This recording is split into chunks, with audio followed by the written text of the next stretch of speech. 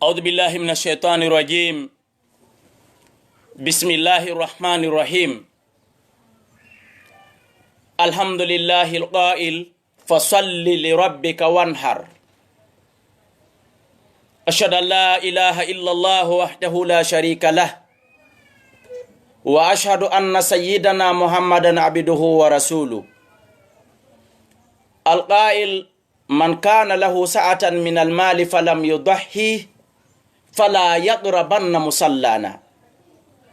صلوات ربي وسلامه عليه وعلى آله وأصحابه الغر الميامين ومن سن بسنته إلى يوم يبعثون. ثم ما بعد، أيها الإخوان والأخوات المناظرين، أوجه إليكم أطيب التحية وأزكاها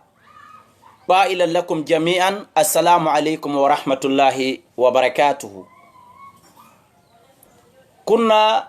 يوم الخميس 18 من ذي القعدة لعام 1441 موافق le 9 septembre l'an 2020. كما كان عادتنا في هذا الباز، أخوكم عبد الله كالا جالو المقيم في دولة غينيا في العاصمة كوناكري. جئتكم اليوم، الموضوع بإذن الله تبارك وتعالى يدور حول الأضحى وعشراته. ولكن قبل الدخول، قبل الابتداء الموضوع، أقول إنا لله وإنا إليه راجعون. مسيب أنجل بتدب ميتي الله تبارك وتعالى يمر إنك القرآن رمكو يو إنجولو لا يودين. مسيدي تيكي كو كانكو توني رويته دو إغونغا توانا فاي ريودو دي لورا مريوالي كو كانكو تون. ميدو أنك نلادو ميدي محمد صلى الله عليه وسلم ɓeɗo nelaɗo waɗayɓe maako, waɗayɓe bayana, waɗayɓe yewtireji avant julde donkin on seeɗa wono balɗe ɗiɗi ma balɗe tati ɓe maaka e hi on kala marɗo moyen ko layyoro o jaɓali layyade jango haray wota o tawmen ka teren ka juulete ton dey wota o ɓatto kamen juulata ɗon. hollali so yehi juulugol ngol o raɗete, ma so yehi o juuli jaɓatake. kono si tawi woni miɗo yaltude mi inni ɓiɗɗo an on, sa waɗali hunde kaari etoɗara mi tawali maɗo, yani ɗum ko konngol ka mawɓe men fuuta no wowlirta non ka ñembintingol o hadise ɗa. mi seeditike ɓeɗo nelaɓe maako ɓe oɗo hadise ko ɓe jiyaɓe Allah, ko ɓe nelaɗo Allah. mi torki Allah yalla ɓeydu moƴƴere e nema e yurmede e hoore maɓɓe, kamɓe fo e sahaba en maɓɓe e ɓeygure maɓɓe e enen kala iwtirɓe ɓaawo maɓɓe no moƴƴiri ha ñande dargal ngal dari. Allahumma amin. musidɓe an julɓe tedduɓe wonɓe ndarude oɗo vidéo, mi hiwri kon fof hiwrandu islam. yalla waɗen yimɓe ndu hiwrandu aduna e laara. Allahumma amin.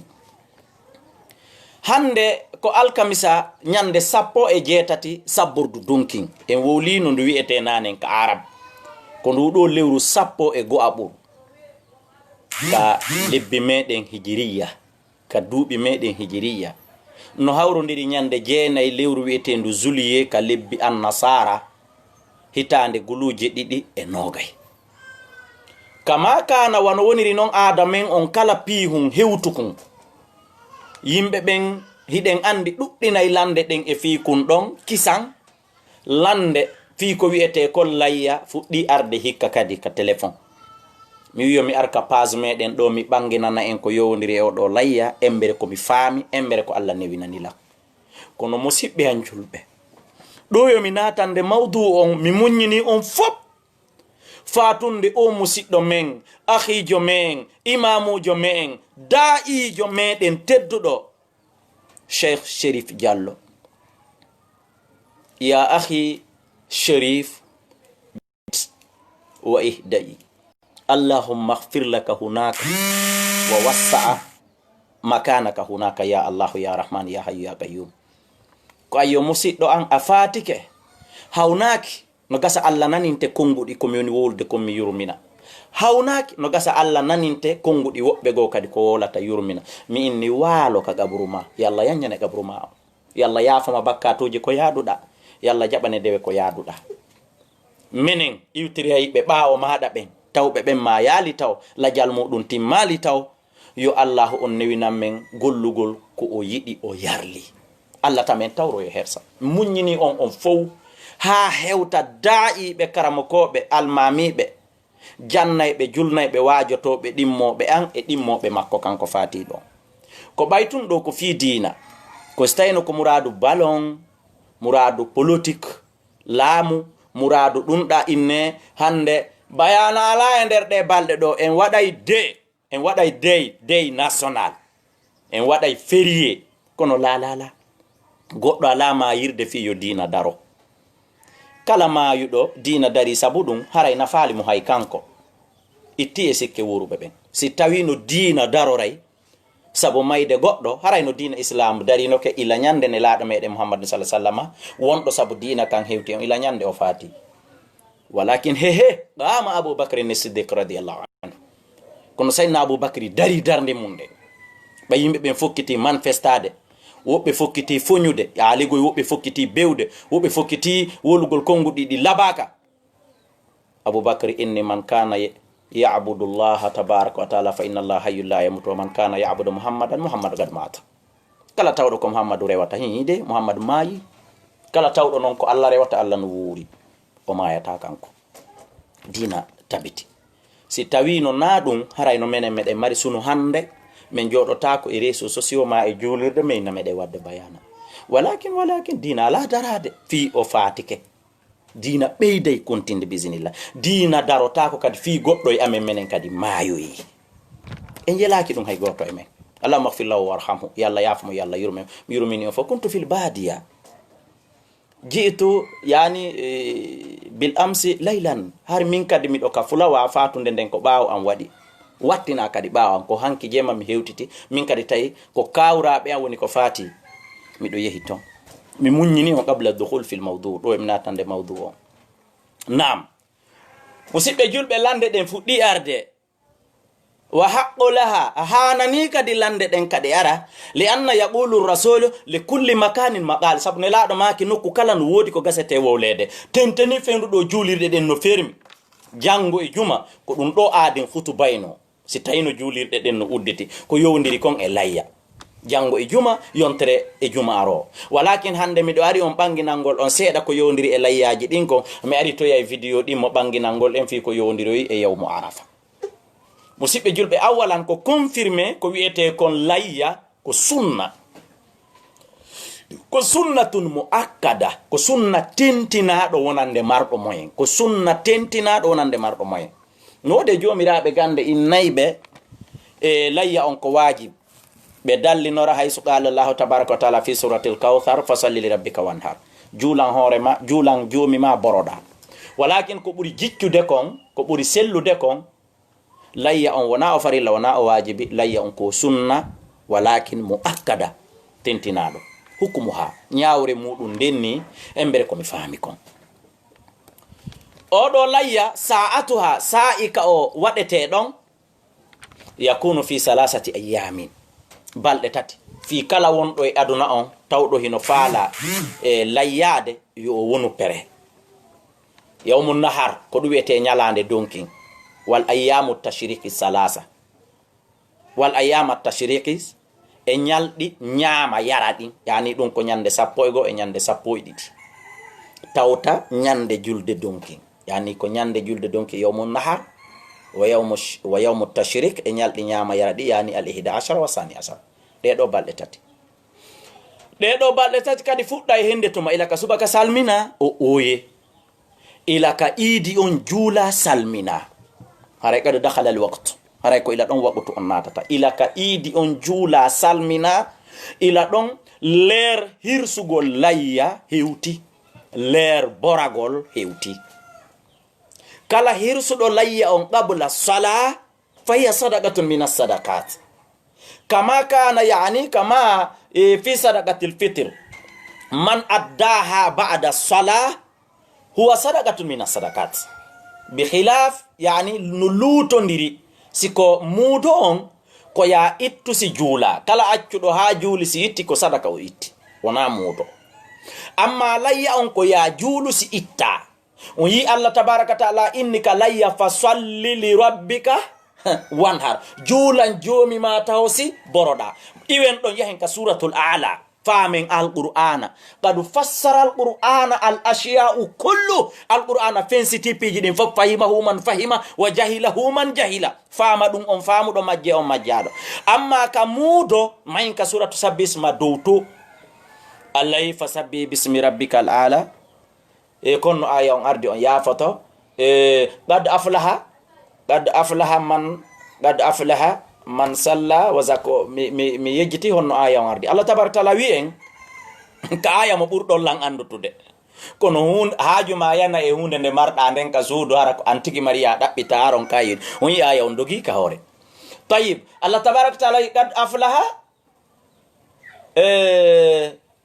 gomɗi malama oɗo juuluɗo o zakki, oɗo juuluɗo o itti sadaka. on yi ɗon Allah tabaraka taala adori as-sala, yani Allah tabaraka taala ɗo o adori e qad aflaha gomɗi malama oɗo ittuɗo zakka on si o juuli. Amma ka ko ɗum woni ka layya Allah tabaraka taala wi juulan joomi ma boroɗa, yani aya on ka a'la ko woni dalil muudo, aya on ka kawsar ko ɗo woni dalil on ka layya. E ayeje go hedditiɗe ka alquran kono ko ɗe ɗo ɗiɗi ɓuri arde direct. O ka sabbe hisma ari arde vision fi julde sumaye e askarji muɗum ɗin e muudo. O arɗo ka kawsara ɓuri arde direct, yani fi layya on e julde donki on. Nam e waɓutu on ko balɗe tati: ñande julde donkin e bimbi julde e bimbiti julde. Sa'i on wiwɗen o fuɗɗo inda taslim ila ka idi on juula salmina ɗon haray qad dakhala al waqt, hara yani leer yoni haray waɓutu on hewti musidɓe julɓe. En andi layya on ñawori munden ko sunna laysa farida, mo akkada tentinaɗo.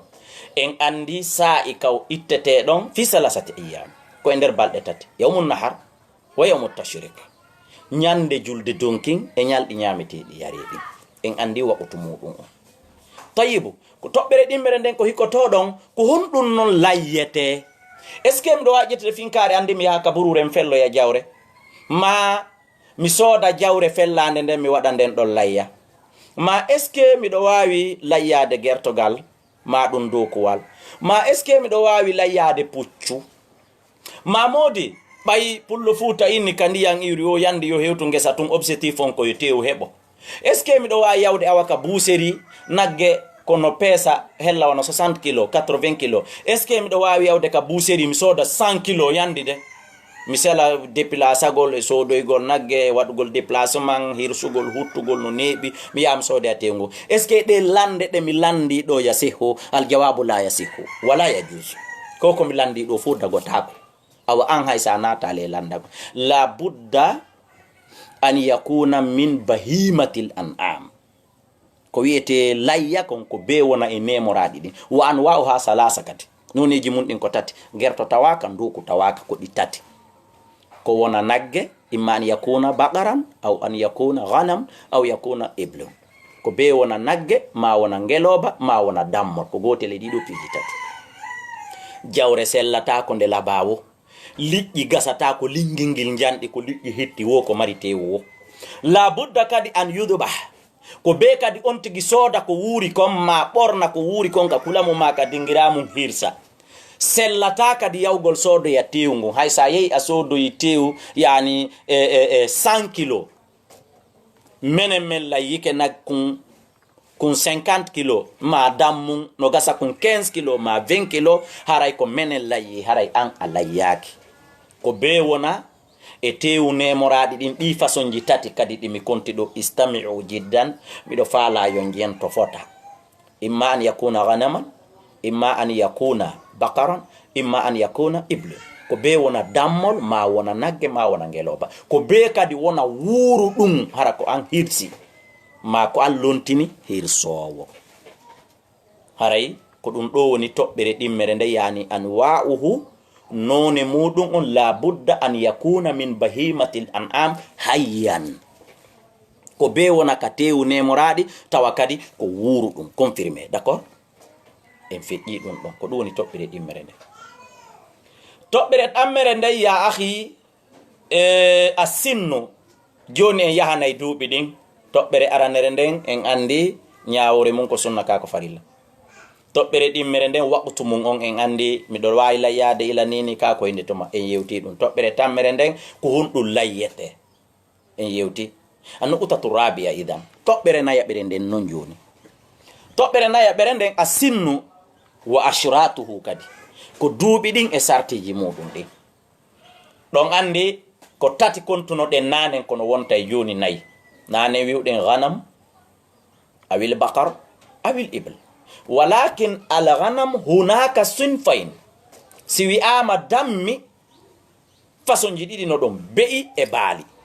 si wi'ama addane en dammol kol ko tumakol ari o ando ko mbewa ka ko baalil ko sakari ko sikuliri ko ɓujiri ko wiiga ko mangare ko tuma ari o si wi'ama addane en mbewa mban aɗa woni marifa hada maaz si wi'ama addane en baalingil haray ɗum ɗo woni marifa yani hada daan idan ɗiɗiɗi kala ko dammol kala ko hirsuɗa ko addumba e ɓannumba kono mba hirsire haray daggike haray moƴƴi haray selli joni noon si tawi ko baalil hirsata la budda an yakuna sinnuhu qad balaha 10 ashhurin wa minhum man qalu samaniya wa minhum man qalu hatta 6 ashhurin walakin ana akhtartu lana 10 ashhurin si tawi ko baalil faalaɗa ɓurnude ka kula layyoɗa ɓay baraji ɗin no heewi e mu'um ma ko baalil faalaɗa sodoyde ka daral haray ko be kañum baalingil foti ko nenewil foti ko sakari ko be timmina lebbi 10 kono wiɗen karama koɓe goo no inni lebbi 9 no yona woɓɓe lebbi 7 no yona woɓɓe wi hay lebbi 6 no yona kono min ni min miɗo suɓano en baalil timmingil lebbi 10 dakaran kana o fa foti ko goril foti ko deyi nam amma in kana min almaaz si tawi ka be'i la budda an yablugha sana haray ɗon ko bengil timmina hitande kon ɗon hitande yani 12 ashhurin lebbi 12 timmude haray la budda minhu si tawi ko mbeewa foti faalaɗa layyade haray ko be ɗaɓɓa dammol timminkol hitande nattiri dow zakaran kana o on fa foti ko mbeewa foti ko sikuli foti ko ɓojiri nam en gayni ka ghanam ka dammi hiɗen feƴƴude ka albakar si tawi woni kaka nayi labudda an yakuna santan ko be wona duuɓi ɗiɗi foti ɗon kadi ko ñale wonɗa hirsude foti ko ngaari ko be timma ila duuɓi ɗiɗi nattiri dow si tawi woni kaka ngeloɗi labudda an yakuna 5 sanawatin ko be timma duuɓi 5 jento moƴƴa ya ahi si ko mbeewa ko ila hitande nattiri dow siko baalil ila lebbi 10 nattiri dow wiɗen woɓɓe no addi ha 9 ha lebbi 8 ha lebbi 7 ha lebbi 6 ko fitami wulu ɗum ɗo to joni woɓɓe na e imam kari no wi lebbi tel ko fi yon andumi signali kono min miɗo suɓani en lebbi 10 si tawi ko ngeloba haray ko be ngeloba timmimba duuɓi 5 nattiri dow hada huwa nuqtatu rabia asinnu toɓɓere nayaɓere nden yani duuɓi ɗin nde sikki en faami ɗum ɗo jentiɗo ɗum ɗo o fowtiki e noddugol karamakojo lando ka réseau sociaux ma ka appel direct ma yawgol ɗaɓɓitamo lando a nuqtatul khamisa toɓɓere jowaɓere nden joni asuratuha sartiji muɗum ɗin ko be mummunte hirseteɗo on wona salimatun min al uyubil mani'a mummunte on wona hisuɗo e dendanangal ayibeji sakkotoɗi ɗin haɗayɗi ɗin layya itte ko wonata nun ɗin ayibeji hiɗi ɗuuɗi kono en adday tun seeɗaji ko wonata ɗin ayibeji hino jeeya e muɗum laƴaygil tawata laƴande nden no ɓangi no feeñi feñeñe a hayno to ngil tun anda e ngil laƴude ko ɗuwete al arja'u laƴaygil tawa laƴande nden no ɓangi si tawi laƴay ko sa wattani yiili ha si layyoɗe si anda e ngil laƴude haray mo layyi ke ngil layya makko no selli kono so yawno dabbingi ala lajjude few burno moƴƴude ko wana non kadi harangil wonali al awra'ul bayyinu awruha ngil dammil ma ngen nagge ma ngen geloba ko tawata andanɗa hoorema ala duru ndun no toli feeñi few ma nowru ndun no taƴi feeñi few a hayno to ngetun anda ala duru ndun no toli ko ala duru wotur ma ko ala duru woturu e fecco ma ko nowru wotur ma ko nowru wotur e kuntum si wi'ama awra no naati ka gite no naati ka noppi no naati ka galaɗi al awra dammol kol yitere wotere no wiye awra dammol kol nowru woturu no inne awra dammol kol ala duru wotur no inne awra ko wana non nagge ko wana non ngeloba ko yo wonu wona laƴaykol tawa laƴande nden no ɓangi ko yo wonu wona wonkol awra yani ɗokkol ka pular tigi tigi yuqalu ɗokkol wa hakada al kalima yuqalu fi lugatina al fulaniya hara kol wonali ɗokkol tawa ɗokkol yagal maggil on hino ɓangi hayno to ngil to anda ko yitere wotere ma en ko ndu waɗi yitere ngilɗa on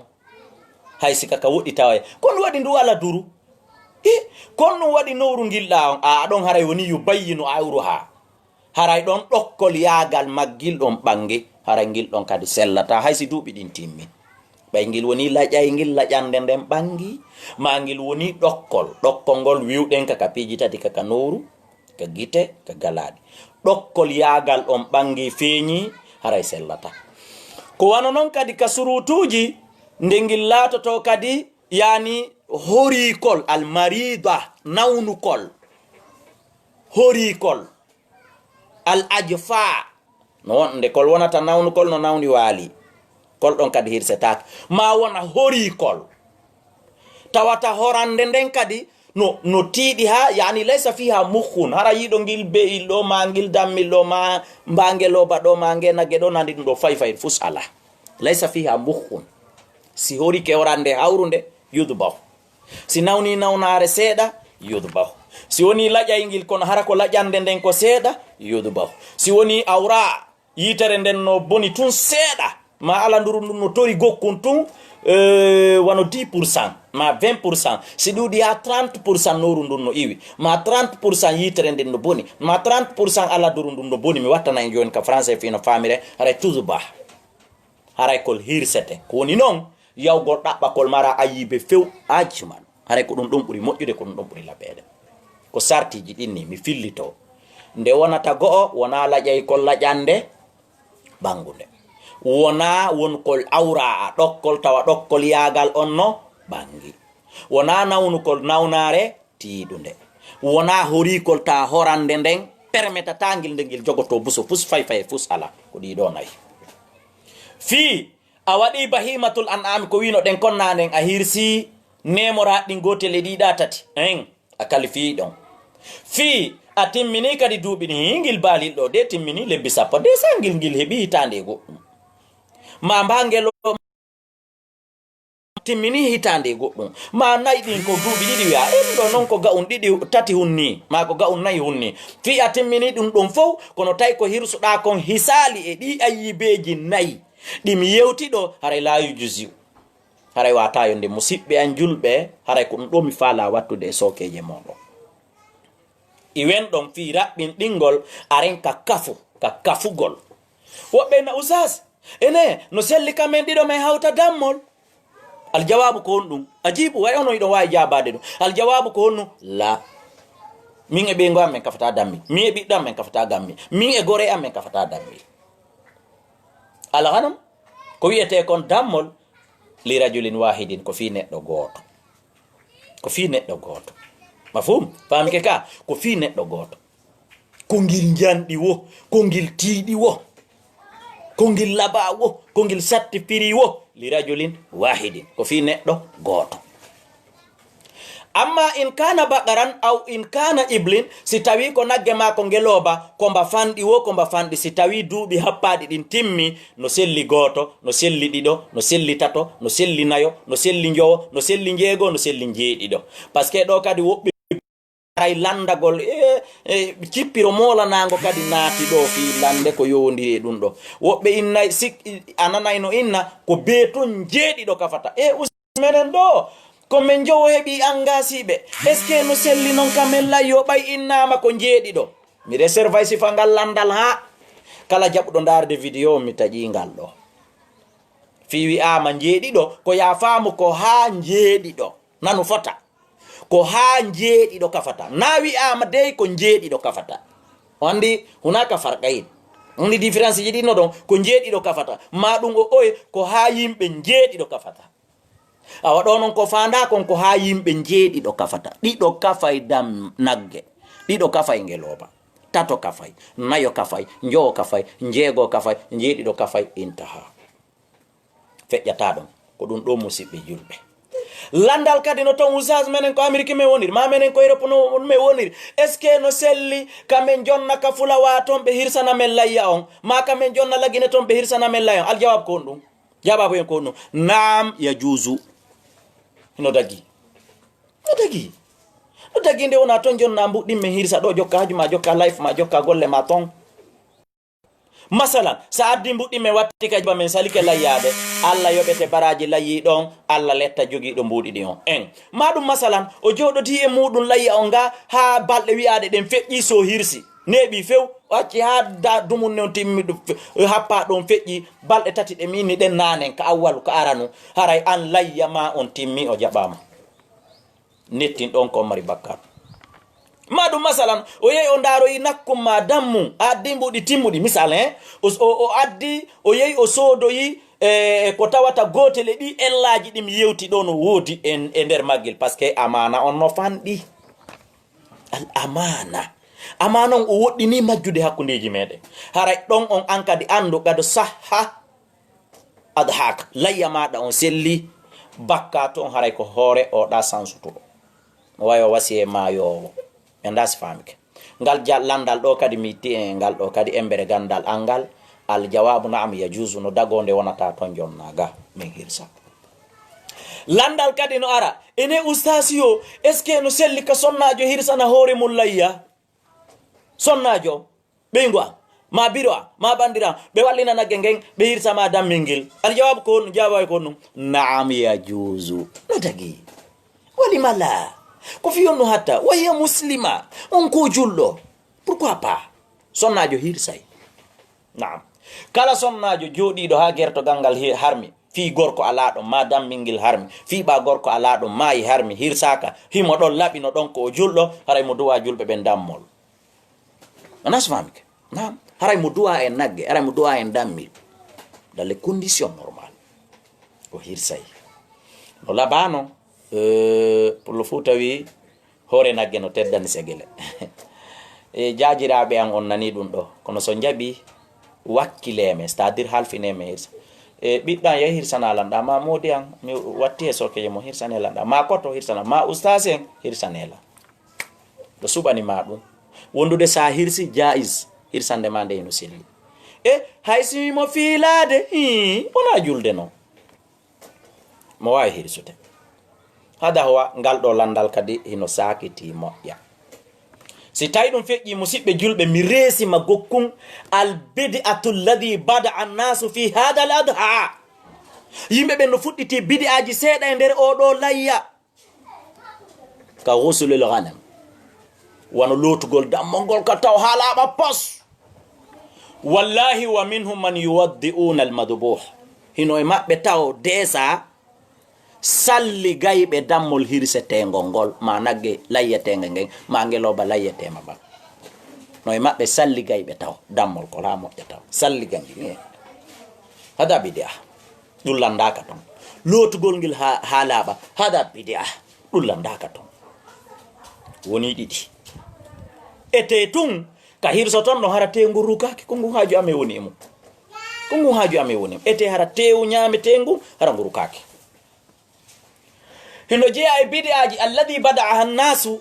bidi'aji ɗi yimɓe ɓen fuɗɗi ɗon kadi yani jogagol concolngol min simiɗo hirsude sonnajo am mawɗon ara jogo kaftani on ɗo ɓeygu andinmon jogo ɗon minen jombo ɓe nayo kala ɓe ara ɓe jogo kala mo araki jogi o heɓata baraji ɗin awa en fanni ɓiɓɓe men mayuɓe ɓen ɓe ala heɓde baraji ko lahiyoto ɗen kon ɓa ɓe immotako ga ɓurɓe ala ɓe jogo awa en fanni ɓiɓɓe men yawɓe ɓen extérieur be ala do be bibbe ben kadi ara jogo kanene be ben hatti don hada bid'a tullandaki ndare ne laado sallallahu hirsuno dammi didi be maki gildo ko min gildo ko mofte am den kala iwtirdo baawo hebali ko layyo mi layyanike mo si tawi no jogagol doloke on don ko sarti harayno enen do fo en layyanaka parce que en jogano ki doloke ne laado hari ay en woda ka taw hada bid'a wa min al bid'a no jeey bid'aaji fudditaadi don din tadkhiru ba'd al laham hatta yawm al 'ashr min shahr al muharram margol yoga e tewngu ha nyande sappo jombente horande nyande tawa ko ngun tewu on tigi huntori ko laada yajiri fulbe futa no anda idon waajo americain to idon waajo libanais to idon waajo chinois to idon waajo balanta fo wallahi alazim di piji di mon yewtude do fo no fejjude ka musidal mon futa jallo konto accuden aya ka Allah wi don wa andir ashiratakal aqrabi hiden wakili yobugol mbudi do moƴƴa dabbugol tradition fiyo chinois on nan yobugol mbudi waña tradition fiyo maninkajo nan dabbugol tradition fi libanais fi français yo nan tawi nam wajagol o fama ko haqqe men kono ko hawri pullo futa dimmojo meden on dido bid'aaji fop yo ganduno wadde futa min non o mo yewdo donkirre nde mi juulata konakiri mi innata ala kono duuda haram yaadi e beeda mamum min juuliro yaton mido andi ko fejjata ko beeda na burilan telimile beeda na burilan labe beeda na burilan ka fulawa mabbe mido andi mi wolni on do andi tourneji andi ko l'intérieur de pays 33 préfecture lagine on do ka woni mi yaabali e aduna taw ko beyla Guinée forestier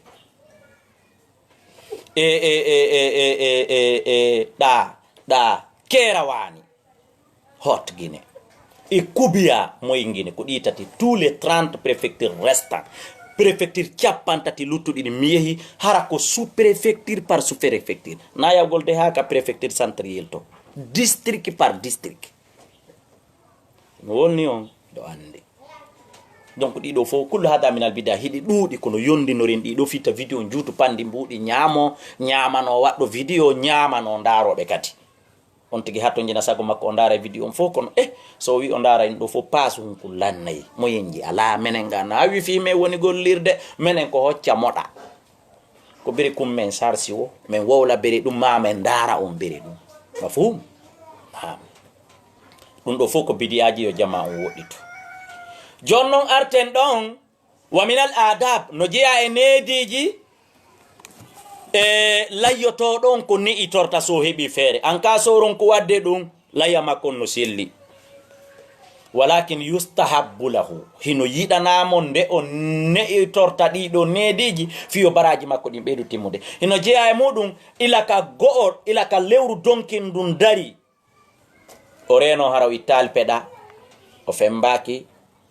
siko sonnajo o sankali sakko sukunu makko dun taja o fembali lebi suudidi sadir ila ka andi hande ko nogay jetati donkin o wada dum do fo o hernya pedali makko din o fembo siko gorko siko sonnajo sanca o moro ha moƴƴa hara si lebol iwa e makko ko nande menen worben ko men sancata ware kon hidon andi sa yasqutu ba'da sha'r lebi di yana buy yimbe buyno ton he ware mabbe den janda hara ko sabu sancu go ngara si sanci he min si mi wadi ni mi sanci fayda mi hebay womere lebi ko mi yata mi hawko he nde mi do sanca o ko ni watta kaftani sika kaya sika ka suudu ko ni mi jotto do mi sanca do so mi gayni beera be fitta ay bay dongal sukun ko dum hadi ware den jandali nam dum do min al adab ko needi an ka par exemple donki darki ha gayni o itti pedali makko din donki darki ha gayni o fembike donki ngari ke ha o gayni o sanci hore makko den o morike haray layya makko boni hay so layyaki o yo layyo no sellike kono o perdi kum baraji hun kun needi hun kun on itorali daw wa min al adabi no jeya e needi jidin nde on tigi jogito to hore mum hara o ittali koje innetake horugol demi nyallal korkala anana yobbe no nako horugol ha iwa ka julgol da laysa sawm jogitagol hore mum hara ittali koje hay fus ha ya ha jula idi on ara layyo hara ko o layyi kon o ittiri koje no laba kadi an yakuna al kabit de wonata hayre den so ittiri koje yoga e tewngun hara wona hayre den yakfi donc kadi hino wawa yonde anka so itti koje so yehi ka julugol ara juldere makko nden boni kala ya makko boni al jawabu la ara bonali sahi ara no selli kono perdi kumbaraji on heboto kumda musibbe an julbe bere lande ko mi wona landede konko yowondiri e odo layya ko mi anditi ko mi addi do si tawi jama on jabi wakil ke ndari CV ha en hebay fowtere ko yowondiri e muɗum en addi façon ko layyete konko dammol ma nagge ma ngeloba confirmé en addi nyaawre muɗum den wiiden ko sunna mu akkada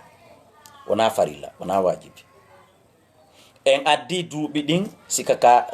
baalil ko ila lebbi sappo nattiri dow sika ka mbeewa ko ila lebbi sappo e ɗiɗi nattiri dow sika ka appel heeɓi woɓɓe noddi ka messenger woɓɓe kadi noddiri ka imo sika ka nagge ko ila duuɓi ɗiɗi nattiri dow sika ka ngeloba ko ila duuɓi joyi nattiri dow en wowli fi kafu wiɗen ko heege waɗi o jiga ñaametake ko sattende woodi woɗi ɗo kafata dammil gooto ko dammil foti ko mbeewa foti ko baalil nam amma nagge ma ngeloba ɗiɗo kafay tato kafay nayo kafay njowo njeego njeeɗiɗo kafay en addi kadi bidi aji seeɗa ko Allah andintinilan ko yimɓe ɓen ukkitinde to nam wa hunaka aidan sual alhamdulillah landal kadi no ton usas menen men yeetama noon landal mungal e landal ngal ka sittu shawwal ko gotum wonde mo fuɗɗike layyade ko be o continue oye aljawabu la sa heɓi feere a layike hikka baraji maɗi no waali ko arata hewti a heɓali feere layyagol bonnata baraji maɗi rowani ma ko arata hewtiɗa mari moyen a jaɓali layyade bonnata baraji maɗi rowani forcé jokkidirgol ala dey ka horgol sittu shawwal o ka hirsugol layyaw naam ngal landal ɗo kadi no tampini karama koɓɓe moƴƴa ngal no ton donc haray ɗum ɗon kadi ko o oye naam wa hunaka sualun aidan Allah andintinila landal go kan no to wallahi no wodi landotoɓe lan usas min noon be aben amen maayi ma biro amen fatike ɓe wowno hirsude la ene mi hirsanayi ɓe ma ɓe maayi kamɓe ɓe heɓal feere hirsugo mi hirsanayi ɓe o oye ikkipino hajjiranaɓe waɗu sadakaji anneyoɗa baraji ɗin ko kamɓe je janngo alquran eɓa baraji ɗin ko kamɓe je amma oɗo layya minen wuruɓe ɓen no gamo ala heɓande hoore mum layya ƴettu dammol kol okka goɗɗo yame sa hirsi layya ma on a anniyo toon ko fiya min e ɓeygure ande ɗinta ene ma no tawa ka ɓeygure baba ma no ko tawa ka ɓeygure amma no si goɗɗo e ɓeygure mum nden kañum heɓani hoore mum humiɗa lanni no selli mi Abdoulaye Kala masalan marɗo rewɓe nayo si moyen heɓi ke min darna ɗo cakaji joyi ma nayi joyi ma ngeloɗi joyi goto kala men womba min hirsa min senditana musidal e toloɗal sayi si min heɓal feere min kafa nagge ma min kafa ngeloba si min heɓal feere ɗum min Abdoulaye Kala modi jon mi fete no ha mi heɓa dammol mi wallina ga mi hirsa min ñama ɗuma min senditana ɓe ɗuma haray musidɓe julɓe ko yewtete kon e gere layya on hino ɗuuɗi ko ɗum ɗo Allah tabaraka taala andintinilam khuduha bin nawajis ko komi yewtiɗo jogore ɗum ɗon ƴakkirɗe ɗe mi torki o mi jeeji on wa amaluha bil jawarih gollitiron tere moɗon ɗen kala ko yiwɗon nder ga no nanini no famini no hawrodiri alqur'an e sunna hudu jaɓe kala ko yiɗon nder ga mi wopiti ko komi woliɗa miɗo wopite nde ñawore ɗa ande mi falju ande mi falju kullu ibn adama khata'un wa khairul khata'ina tawwabin ibn adama fo falje parce que woɓɓe kadi ko ɗo tun homi spécialement faljunoɗa bonnunoɗa kere mi ardi ɗo fi mi faljata mi faljay donc haray ko ɗum musidɓe julɓe mi wayritora ko mi adorno kon do anogol akhi meɗen Cheikh Mouhamadou Chérif gadu wuffiya qabla al ams wa dufina al ams simi faami ɓay hari mi ala ɗo o fatike hecci hanki o wattinama hanki hara miɗo toro goto kala e men yo waɗu ko hakkille mum ko tuuru mum on woni hikkade ɗo vidéo on juuti moƴƴa dargol ngol metta fi hada huwa wa sallillahumma wa sallama ala nabiyina Muhammad mi torki Allah tabaraka taala yalla ko en fo meɗen ko layyoro ɗen ndare kamba ko nelaɗo makiɗa ha kala marɗo moyen ko layyaki jaɓal layyade taw tippu kamen juulata ton ɗum no holli haray il n'est pas appréciable c'est à dire haray no holli o weltanaka fewno ɗon o weltanaka ɓiɗɗan on yaltiti tun yeehi sifa ko neneɓe ɓen e pay koye waddata ko gaddi systéme ya fijoya tunnintino ha tuna tous ɓe yaltita tumen kaari ko anni a lootiɗo siyaya coñ ɗon ta tawan ɗo ta natuɗo yani forcé be o naata walakin kono ko hollugol mo o weltanaka ay min ko fuuta mi jangi mi maraka mi waɗa misal sona e kalimaji fuuta ɗin kadi mi mara misal ko mi wada sina e kalimaji fuuta ko fuuta voyage ji am fayda ɓurɗi woɗɗude ɗin ko fuuta ko gami andi ko ga woni tourné da'awaji am ko si neeɓi ha mi yalta extérieur nde wotere ko ga mi jangi ko ga kadi ko ɓe kadi mi woni jannude haray en fof koso kasannoɓe